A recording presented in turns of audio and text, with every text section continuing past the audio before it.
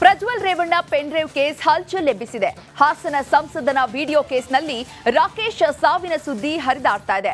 CM ಮತ್ತು ಮಾಜಿ CM ನಡುವೆ ವಾಕ್ಪ್ರಹಾರವೇ ನಡೀತಿದೆ.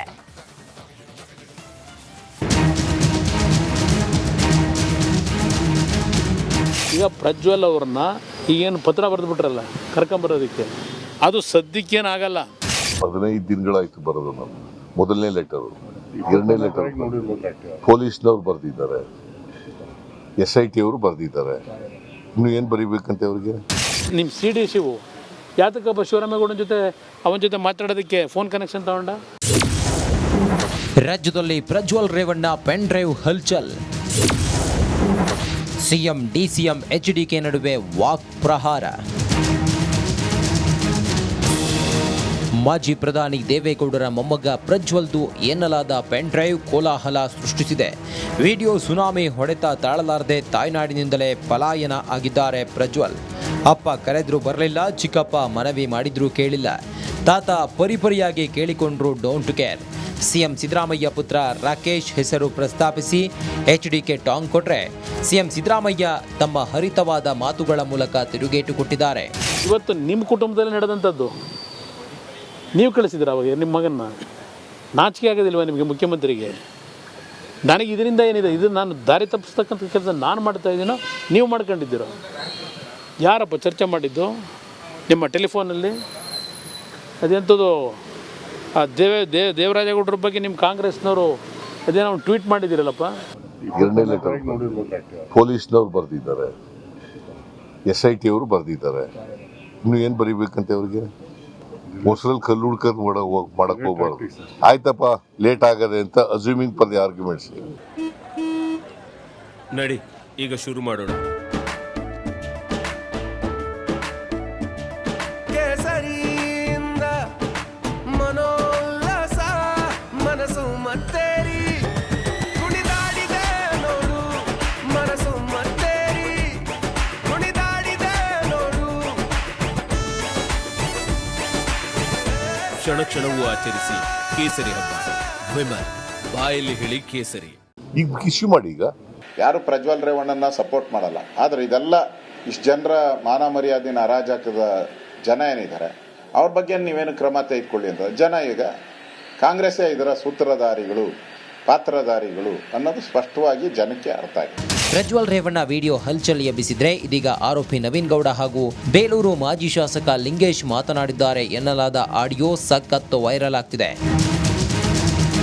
ಇನ್ನು ಪ್ರಜ್ವಲ್ ಪೆನ್ ಡ್ರೈವ್ ಪ್ರಕರಣದಲ್ಲಿ ಬಂಧನದ ಭೀತಿ ಎದುರಾಗುತ್ತಿದ್ದಂತೆ 4 high court ಮೆಟ್ಟಿಲೇರಿದ್ದಾರೆ.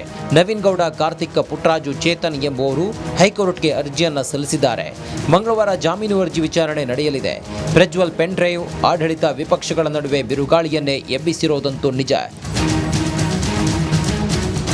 Bureau report, Republic Kannada. Prajwal Revanna pen drive case ಹಲ್ಚಲ್ ಎಬ್ಬಿಸಿದೆ. ಹಾಸನ ಸಂಸದನ ವಿಡಿಯೋ ಕೇಸ್ನಲ್ಲಿ ರಾಕೇಶ್ ಸಾವಿನ ಸುದ್ದಿ ಹರಿದಾಡ್ತಾ ಇದೆ. ಸಿಎಂ ಮತ್ತು ಮಾಜಿ ಸಿಎಂ ನಡುವೆ ವಾಕ್ಪ್ರಹಾರವೇ ನಡೀತಿದೆ.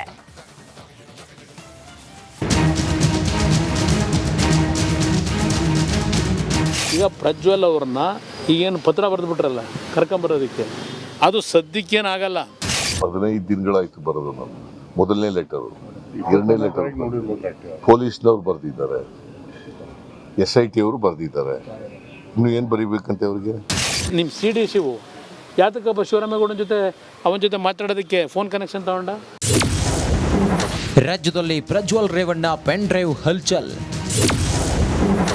ಸಿಎಂ DCM HDK ನಡುವೆ ವಾಕ್ ಪ್ರಹಾರ.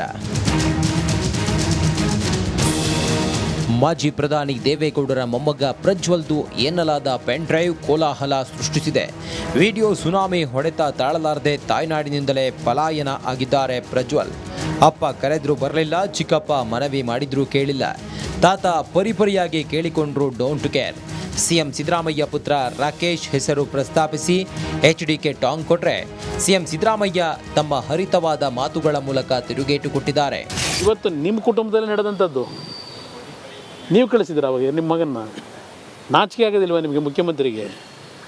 ನನಗೆ ಇದರಿಂದ ಏನಿದೆ, ಇದು ನಾನು ದಾರಿ ತಪ್ಪಿಸ್ತಕ್ಕಂಥ ಕೆಲಸ ನಾನು ಮಾಡ್ತಾ ಇದ್ದೀನೋ ನೀವು ಮಾಡ್ಕೊಂಡಿದ್ದೀರೋ?